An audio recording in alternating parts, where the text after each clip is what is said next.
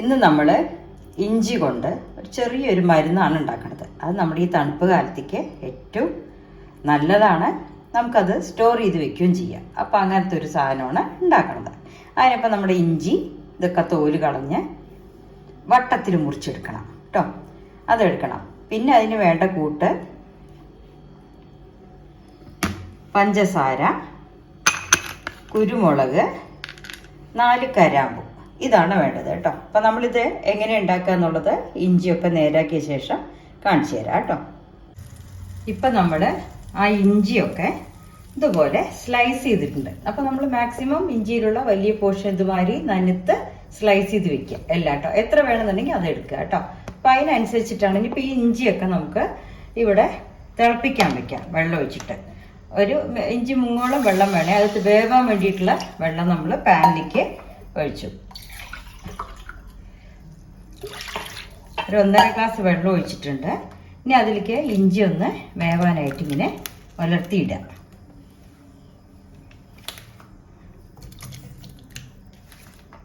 അതിൻ്റെ കൂടെ അതൊന്ന് വെന്ത ശേഷം നമുക്ക് ഇത് ഉണ്ടാക്കാൻ പറ്റുള്ളൂ കേട്ടോ. അതിൻ്റെ കൂടെ ഞാൻ അതിലൊരു 5 കരാമ്പു ഇട്ടിട്ടുണ്ട്. പിന്നെ 1 സ്പൂൺ കുരുമുളക് പൊടിയാണ് ഇടുന്നത്. ശരിയാ. അപ്പോൾ ഈ കുരുമുളക് പൊടി, ഇഞ്ചി, കരാമ്പും കൂടെ നന്നായി ഒന്ന് തിളച്ച് വരട്ടെ കേട്ടോ.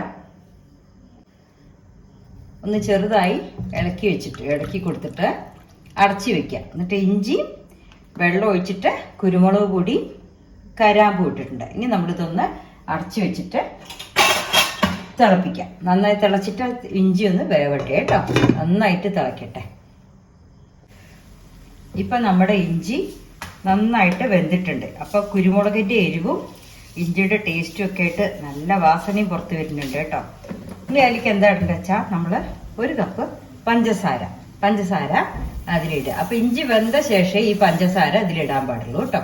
ഇനിയിപ്പോൾ ഈ പഞ്ചസാര അതിൽ കിടന്ന് അലിഞ്ഞ് ഈ ഇഞ്ചിയിൽ ഫുൾ കോട്ടിംഗ് ആയിട്ട് വരും നന്നായിട്ട്. ഇത് എന്തിനാ അറിയോ? നമ്മളിതിന് ആയ ശേഷം ഒറ്റൊറ്റയായിട്ട് എടുത്തിട്ട് ഒരു സ്റ്റീലിൻ്റെ പാത്രത്തിൽ ഇത് നല്ല പാവ് പരുവാവണം. ഇഞ്ചിയിലല്ല, ഈ പഞ്ചസാര പാവ് ഈ വെള്ളത്തിൽ കിടന്ന് പാവിൻ്റെ പരുവാവണം. ആ സമയത്ത് നൂൽ പരുവാവണം. ആ സമയത്താണ് ആ ഇഞ്ചിയിൽ നമ്മൾ കൈവിടാണ്ട് ഒന്ന് ഇളക്കിയിട്ടിരിക്കുക. എന്നിട്ട് അത് കട്ടിയാവണതിന് മുമ്പേ ഒരു ട്രേയിൽ നിരത്തിയിട്ട് നമുക്കത് സൂക്ഷിച്ച് ഡ്രൈ ആയ ശേഷം സൂക്ഷിച്ച് നമുക്ക് എടുത്തു വെക്കാം. ഈ തണുപ്പ് കാലത്ത് നമുക്ക് തൊണ്ടവേദനയൊക്കെ വരുമ്പോൾ ഇതിന്ന് ഒരു സ്ലൈസ് ഇഞ്ചി എടുത്ത് കഴിക്കാം. ട്രാവൽ ചെയ്യുമ്പോൾ AC പ്രോബ്ലം ഉള്ളവർക്ക്, എങ്ങനെയുള്ളവർക്കൊക്കെ അത് കഴിച്ചാൽ നല്ല തൊണ്ടയ്ക്ക് സുഖമായിരിക്കും. കോൾഡൊന്നും വരില്ല കേട്ടോ. അതിനുള്ളതാണ് നമ്മളിപ്പോൾ ഉണ്ടാക്കുന്നത്. അപ്പോൾ ഈ സാധനം നന്നായിട്ടൊന്ന് തിളച്ച് വരട്ടെ. ഈ പഞ്ചസാര അലിഞ്ഞ് ഇഞ്ചിയിലൊരു കോട്ടിംഗ് ആണ്. അതുവരെ വെയിറ്റ് ചെയ്യണം നമ്മൾ കേട്ടോ. ഇപ്പം നമ്മുടെ ഇഞ്ചി, കുരുമുളകും ഗ്രാമ്പും കൂടെ നന്നായിട്ട് പഞ്ചസാരയിൽ തിളച്ചിട്ട് ഏകദേശം അടുക്കാരായി. ഇനിയിപ്പോൾ ഇത് നല്ല പാവ് മുറുകിയിട്ട് ഒറ്റ ആവണം കേട്ടോ. ആ സമയത്താണ് നമ്മളെടുത്ത് മാറ്റി വയ്ക്കുക. അപ്പോൾ ഇപ്പം ആവാറായിട്ടുണ്ട്. ഇനി ഒന്ന് ഇടയ്ക്ക് ശ്രദ്ധിച്ചിട്ട് ഒറ്റയാക്കി എടുക്കാനുള്ള ശ്രമം നോക്കണം. പാവ് മുറുകണം നന്നായിട്ട് കേട്ടോ. നമ്മുടെ ഈ ശർക്കര സേവയൊക്കെ ഉണ്ടാക്കുമ്പോൾ അതിൽ കോട്ടിങ് വരില്ലേ, അതുമാതിരി ഈ നമ്മുടെ ഇഞ്ചിയിൽ ഓരോന്നിലും ഒരു കോട്ടിങ് വേണം. പഞ്ചസാരയുടെ കോട്ടിങ് വരുന്ന വരെ നമ്മൾ ഇളക്കിയിട്ടിരിക്കണം. പിന്നെ കുരുമുളക് വറുക്കൊന്നും വേണ്ട കേട്ടോ. ഡയറക്റ്റ് നമ്മുടെ വീട്ടിലുള്ള കുരുമുളകിനെ ഒന്ന് മിക്സിയിൽ പൊടിച്ചിട്ട് അതിൻ്റെ പൊടി ഇട്ടാൽ മതി. വറുത്തിട്ടുണ്ടെങ്കിൽ അതിൻ്റെ സ്വാദ് വേറെ ഇരിക്കും. ഇതാകുമ്പോൾ പച്ച കുരുമുളകിൻ്റെ വാസനയും ഇഞ്ചിയും പിന്നെ ഒരു കരാമ്പ് ചേർത്ത് ചെറിയൊരു ഫ്ലേവറിന് വേണ്ടിയിട്ട് കേട്ടോ. നന്നായിരിക്കും പഞ്ചസാരയൊക്കെ കൂട്ടിയിട്ട്. പിന്നെ അധികം മധുരം വേണ്ടാത്തവർ കുറച്ച് പഞ്ചസാര കുറയ്ക്കാം കേട്ടോ. ഇനിയും ആയിട്ടില്ല, ഒന്നും കൂടെ ആവാനുണ്ട്. ഈ പാവ് മുറുകിയിട്ട് ഒരു ക്രിസ്റ്റൽ വരെ ആവും കേട്ടോ. അത് വരയ്ക്കാക്കണം. കുറച്ച് ഇഞ്ചി വാങ്ങിക്കുമ്പോൾ കുറച്ച് തോടുള്ള ഇഞ്ചിയാണെങ്കിൽ നമുക്ക് കുറച്ച് വലിയ സ്ലൈസായിട്ട് എടുക്കാൻ പറ്റും കേട്ടോ. അപ്പോൾ അങ്ങനത്തെ ഇത് ഉണ്ടാക്കാനാണെന്നുണ്ടെങ്കിൽ അങ്ങനത്തെ നോക്കി വാങ്ങിക്കൂ കേട്ടോ. എനിക്കിപ്പോൾ ഇതൊരു നല്ല ഇഞ്ചി കിട്ടിയപ്പോൾ ഇത് ഉണ്ടാക്കി കാണിക്കാമെന്ന് വിചാരിച്ചത് മാത്രം. അതാണ്. ഓക്കെ, ഇനി ഒന്ന് മുറുകിയിട്ട് കാണിച്ചു തരാം. ഇപ്പോൾ പാവ് നന്നായിട്ട് മുറുകാൻ തുടങ്ങി. അപ്പോൾ ടൈറ്റ് ആയിട്ടുണ്ട്. ഈ സമയത്ത് നമുക്ക് ഓഫ് ചെയ്തിട്ട് ഈ കിണ്ണത്തിൽ ഓരോന്നോരോന്നായിട്ട് നമുക്ക് ഈ കിണ്ണത്തിൽ നൂർത്തി വെക്കാം കേട്ടോ.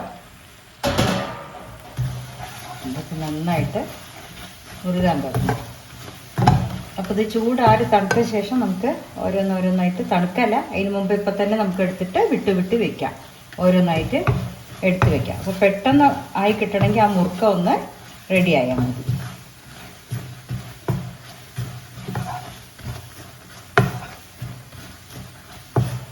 ഇപ്പോൾ പാവിലൊക്കെ ശർക്കരയിൽ ആ ഇഞ്ചിയിലൊക്കെ പിടിച്ചു കഴിഞ്ഞു. ഇനി അപ്പോൾ അടുപ്പ് ഓഫ് ചെയ്യുക. എന്നിട്ട് ഓരോന്നായിട്ട് എടുത്തിട്ട് നമുക്ക് ഇങ്ങനെ എടുക്കുക. എടുത്തിട്ട് ഇതിലിങ്ങനെ പരത്തി വയ്ക്കുക കിണ്ണത്തിൽ കേട്ടോ. ഇതുമാതിരി ഒറ്റൊറ്റയായിട്ട് കിണ്ണത്തിലാക്കി വയ്ക്കുക. എന്നിട്ട് ഞാൻ കാണിച്ചു തരാം കേട്ടോ. നമ്മളിപ്പോൾ ആ ഇഞ്ചി എല്ലാം എടുത്തിട്ട് ഒറ്റയ്ക്ക് ഇട്ടിട്ടുണ്ട് കേട്ടോ. ഇതിപ്പോൾ ചെറിയ ഇഞ്ചി ആയത് കാരണമാണ് നമുക്കിങ്ങനെ ചെറുതായി തോന്നുന്നത്. വലിയ അതാ ഞാൻ പറഞ്ഞ പോലെ തോടമുള്ള ഇഞ്ചിയെ കിട്ടണമെന്ന് വെച്ചാൽ വലിയ വലിയ പീസായിട്ട് ഉണ്ടാക്കാൻ പറ്റും. അപ്പോൾ ഇതുമാതിരി ഉണ്ടാക്കി നോക്കും. ഇനി ഇത് ഡ്രൈ ആയ ശേഷം ഞാൻ കാണിച്ചു തരാം കേട്ടോ. ഇപ്പം നമ്മൾ ഇഞ്ചി കൊണ്ടുണ്ടാക്കിയ ഒരു മരുന്ന് തന്നെ പറയാം. അത് നല്ല ഒറ്റയ്ക്കായിട്ട് വന്നിട്ടുണ്ട് കണ്ടോ. നമ്മുടെ ഇതിൽ ഇഞ്ചി കുരുമുളക് ഇട്ട കാരണമാണ് ഈ കളറ് വന്നത്. അല്ല നിങ്ങൾ കുരുമുളക് വേണ്ടാന്നാണെങ്കിൽ വെറുതെ ഇഞ്ചി ഇതുമാതിരി ചെയ്താലും നന്നായിരിക്കും കേട്ടോ. പക്ഷെ കുരുമുളക് ഇടുമ്പോൾ നമുക്ക് ആ തൊണ്ടയ്ക്കുള്ള ഒരു സുഖം ഉണ്ടല്ലോ, തൊണ്ടവേദനയൊക്കെ മാറും.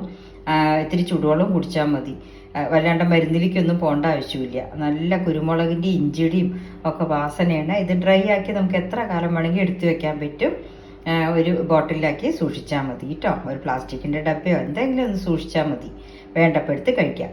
ഇതിന് പ്രത്യേകം നോക്കേണ്ടത് കുറച്ച് തോടമുള്ള ഇഞ്ചിയാണെങ്കിൽ, കുറച്ച് വണ്ണത്തിലുള്ള പീസാണെങ്കിൽ അതിനനുസരിച്ചിട്ട്, അല്ലെങ്കിൽ ഇതുമാതിരി ചെറിയ പീസായിട്ട് വരുന്നത് മാത്രമേ ഉള്ളൂ കേട്ടോ. അപ്പോൾ എല്ലാവരും ഉണ്ടാക്കി നോക്കൂ, ടേസ്റ്റ് ചെയ്ത് നോക്കൂ കേട്ടോ. അത് വീട്ടിൽ സ്റ്റോക്ക് ചെയ്യണത് നല്ലതാണ്.